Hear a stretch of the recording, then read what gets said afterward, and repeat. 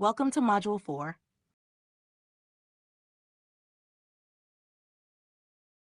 Upon completion of this module, the learner will be able to assist the student in developing the learning contract, identify the significance of the field practicum seminar, identify the importance of the record of practicum hours, and recognize the difference between direct and indirect hours. As our timeline shows, the next step in the field practicum process is execution. The learning contract is probably the most important single document for the student in their placement and is due 2 to 3 weeks after beginning their field practicum. We refer to the learning contract as the roadmap because it outlines the activities that a student intends to do while completing their 512 hours. It also informs the field practicum office what activities the student will be doing at the agency, provides accountability so all parties are on the same page, and thereby minimizes any possibility of misunderstandings. Finally, the completed learning contract enables the student to plan their time at the agency accordingly. The cover page of the learning contract identifies who the student is, where they are completing their field practicum, and who will be providing the supervision for the student. The cover page also informs the field practicum office of the student's practicum work schedule. We prefer the student has the same schedule throughout their time at the agency. However, a student's schedule may change when a new semester begins due to changes in the student's course schedule. The learning contract has a total of 6 goals if your student is in our BSSW or MSW Generalist Foundation program. The learning contract has a total of 7 goals if your student is in our MSW Advanced Generalist program. Each goal area has 5 objectives. Students, with the help of their supervisor, are to identify specific activities they will complete at the agency in order to meet the objective. Students identify a target date of when they hope to complete the activity. The more specific the activity, the easier it is to evaluate your student. So we encourage you to quantify activities on the learning contract as much as possible. There is also a column for tracking the student's progress or status on the specific activity as the student moves through their field practicum experience. Let's take a closer look at each goal on the learning contract and possible activities a student may complete at your agency. Goal 1 is entitled Agency Systems and Framework. Here, students are identifying activities they can complete to gain a greater understanding of agency operations, technology systems, and programs. Students are asked to participate in agency orientations or new employee trainings, meet their coworkers, read policy and procedure manuals, and attend agency staff meetings. Students learn about agency safety protocol and practice communication skills with coworkers, other professionals, and the client system. Goal 2 is entitled Social Justice and Social Policy. Here, students are asked to take a closer look at social, racial, environmental, and economic policies related to the population they are working with. Students advocate for services on behalf of the client population they are working with and demonstrate critical thinking skills related to disparities or discrimination. Students should also engage in public relations or social media events that promote the well-being of the agency population served. Goal 3 is entitled Research and Evaluation Skills. Every student is required to complete some type of research and evaluation project at your agency. This may be assisting you in a project you are working on or tackling a project you have been putting off. Students might pick a topic of interest related to the agency or populations served by the agency. Students may complete research or a literature review on their identified topic, then compile the information into a PowerPoint presentation and present it to the agency. Students may evaluate the success of a program and use that information for process improvements. Students should learn about how the agency evaluates itself and how it proves to funders or the community that the work they are doing is effective.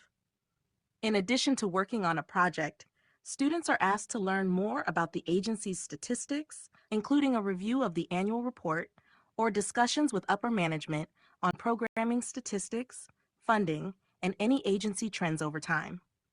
Occasionally, this goal may be difficult for students to identify specific activities they will complete. Students may need direction from you in developing an activity that will meet both the educational needs of the student and the needs of the agency.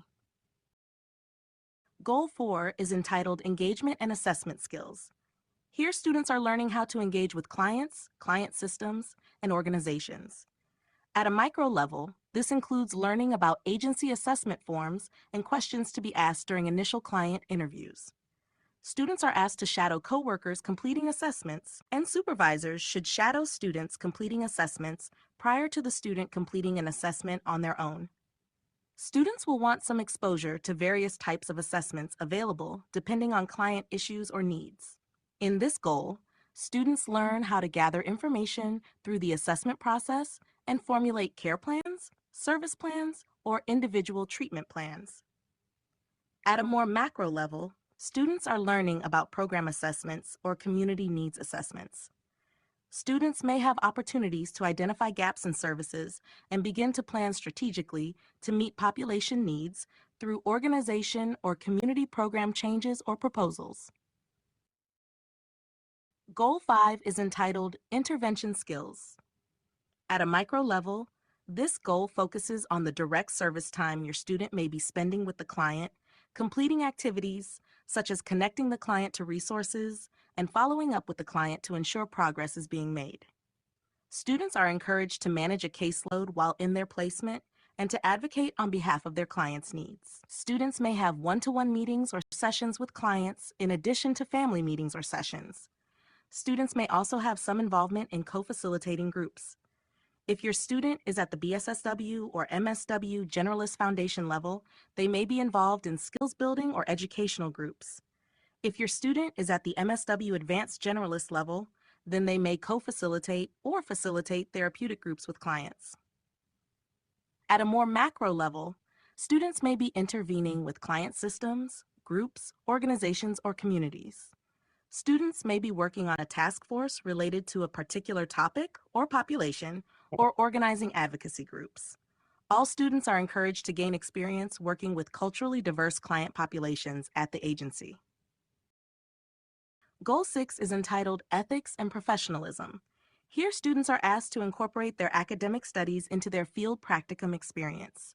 They review and apply the NASW Code of Ethics to any ethical dilemmas that might occur. We ask that you ensure students are showing up to work on time, completing activities as assigned, and participating in weekly supervision by coming prepared and being open to suggestions for any changes you may offer. Students are asked to identify ways they will pay attention to their belief systems and how that may impact their perception of client needs and progress. Students should also identify ways in which they will deal with stress. Field practicum may place added pressure on a student's school, work, family, and social life balance. Therefore, it is important to make sure the student is implementing a self-care plan during their placement. If you have a BSSW or MSW Generalist Foundation level student, then this would be the end of the student's learning contract. BSSW and MSW Generalist Foundation level students complete activities in 6 goal areas. However, if you have an MSW Advanced Generalist level student, then the following goal will be on their learning contract.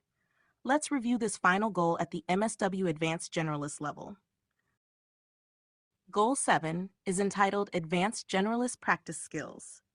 Here, MSW Advanced Generalist students will have an opportunity to complete a case conceptualization on at least one client they are working with in their field practicum placement. The student will write up their assessment of the client, their diagnostic impression of the client, their theory of intervention, and their rationale for utilizing that theory, as well as writing up the client's treatment plan. Students are asked to take at least one client and reflect on their own work with that client, identifying what they did well, what they could have done better, and any lessons learned in the process. Additionally, in this goal, students are asked to complete an agency or community needs assessment regarding a program or policy and identify gaps in services relating to the agency or population served. Students may formulate policies or develop programs to meet the identified needs of the community. Students may also begin to develop their own leadership skills by taking ownership of a project or activity, or learn leadership styles through readings or interviewing supervisors at the agency.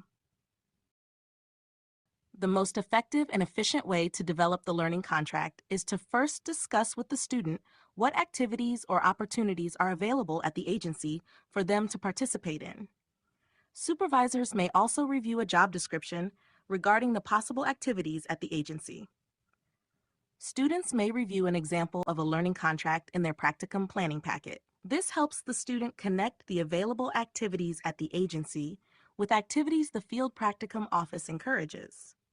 Next, the student devises a draft of the proposed learning contract with target dates of completion and reviews it with the supervisor for thoroughness and accuracy.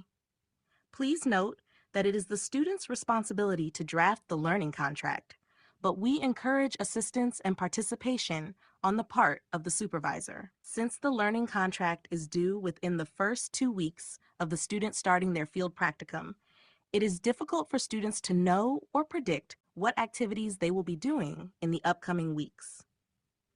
Your help in discussing potential activities or assignments for the learning contract will greatly assist the student in this process. It takes approximately 2 hours for the student to complete the learning contract, plus some time to review. This process is similar to completing their final paper at the beginning of the course, so students' anxiety may be high. Approaching this task jointly will not only begin the process of relationship building between the supervisor and the student, but will also reduce the student's anxiety about completing the learning contract and the work that they will be doing at the agency. To recap, there are 6 goal areas on the learning contract for students in our BSSW or MSW Generalist Foundation programs. Students in the BSSW and the MSW Generalist Foundation program complete a generalist field practicum, which focuses on understanding social work systems and theory in action, as well as developing skills in case management. There are 7 goal areas for students in our Advanced Generalist MSW program. Students in the Advanced Generalist MSW program complete an Advanced Generalist Field Practicum, which focuses on developing clinical skills, including treatment planning and therapeutic interventions. At the Advanced Generalist MSW level, students practice their macro skills, including working with groups to identify program or community needs and resolutions to these needs, as well as leadership skills. The school has 3 dual degree programs that students can apply to if they so choose. These programs all include a master's degree in social work and the options of a master's degree in public administration, public health, or criminology and criminal justice.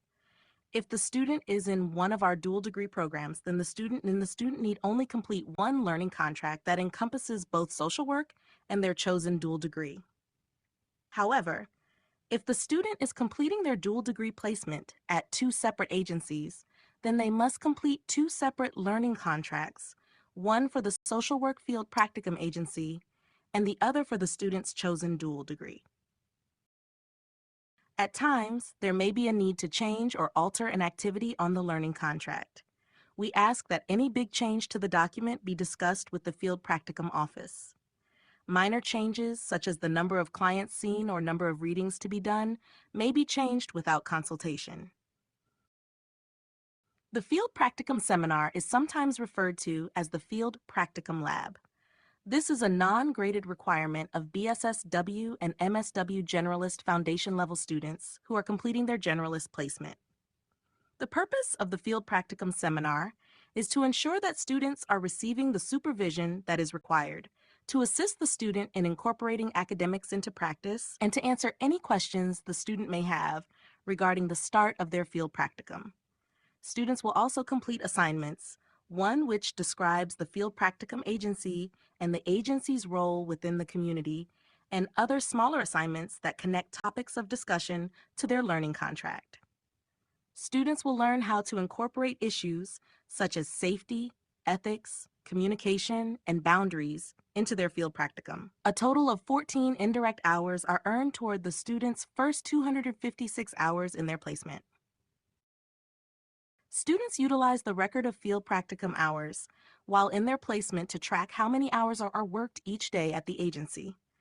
This record also tracks direct and indirect contact hours, and the required 1-hour weekly meetings with the educational supervisor. We encourage educational supervisors to review this document periodically to monitor the progress of the student. The student submits a copy of the record of field practicum hours with their final paperwork once they have completed a total of 512 hours at their placement. The UNO Grace Abbott School of Social Work has attempted to classify direct and indirect hours consistent with that of the state of Nebraska. Direct hours include face-to-face contact with clients in an individual, family, or group setting. Phone calls to clients, family members of clients, or other professionals regarding the client may also count as direct hours. Clinical staff or multidisciplinary team meetings count as direct hours. If you have a BSSW student, clinical supervision with the educational supervisor may count as direct hours if the student is discussing the client's progress, including intervention modalities or discharge planning. Clinical supervision with MSW Generalist Foundation or MSW Advanced Generalist Level students does not count as direct hours. The UNO Grace Abbott School of Social Work considers indirect hours to be any activity that is not related to client delivery of services. Examples of indirect hours include agency orientation, reading of the policy and procedures, meeting agency employees, and visiting other departments or programs within the agency. Administrative staff meetings, task groups, committees, and board meetings are considered indirect hours, as well as the work completed for those groups. Trainings, workshops, and conferences that pertain to the work that the student is completing at the agency are also considered indirect hours. Additionally, research, evaluation of programs, assigned readings, documentation, or paperwork are considered indirect hours as well. If a student brings home readings to complete, this is considered homework and does not count toward field practicum hours. If the student is shadowing a supervisor or observing a supervisor without participating, this is considered indirect hours. However, if the student is with a client and participates or contributes to the client process in any way, that time would then be considered direct hours. If you have any questions about what constitutes direct or indirect hours, it's best to reach out to the Field Practicum office for clarification.